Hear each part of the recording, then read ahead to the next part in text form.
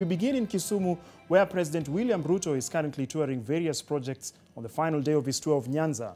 The president was earlier in Kondele area, famously known for fierce anti-government protests over the years, where he heaped praise on ODM leader Raila Odinga. Our regional reporter, Okusa, now joins us from the lakeside city. Okusa, what more can you tell us about the president's visit?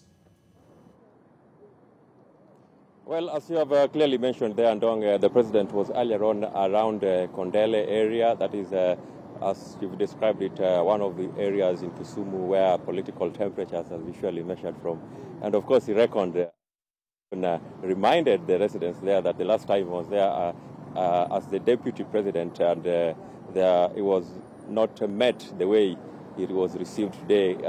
Actually, I covered that particular visit, and it was a bit hostile, the president's motorcade being stoned and stuff like that. But today it was the exact opposite of what transpired back then, where a huge crowd of residents stand up to warmly welcome the president. And of course, a lot of political remarks were made there, with the president heaping praises, as is also mentioned there, on the former Prime Minister Raila Odinga, describing him as a peacemaker, a unifying individual who always puts the country's interest at first, and of course also describing the ODM leader as a patriotic Kenyan and a peace-loving individual. Of course, he also underscored the need to work together, defended his decision to include members of the ODM Orange Democratic Movement into his government, that is the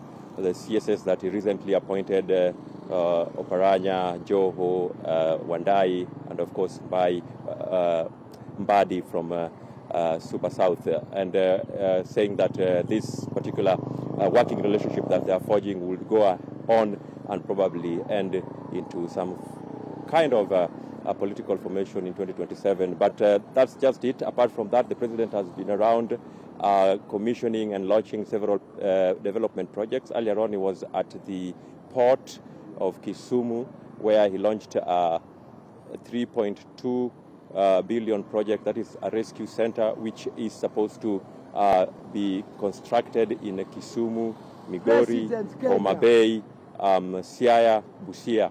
And of course, they're also mentioning that the Kisumu one will actually cost around 800 million shillings. This rescue center is supposed to be hosting rescuers or personnel who can respond to emergencies in the lake.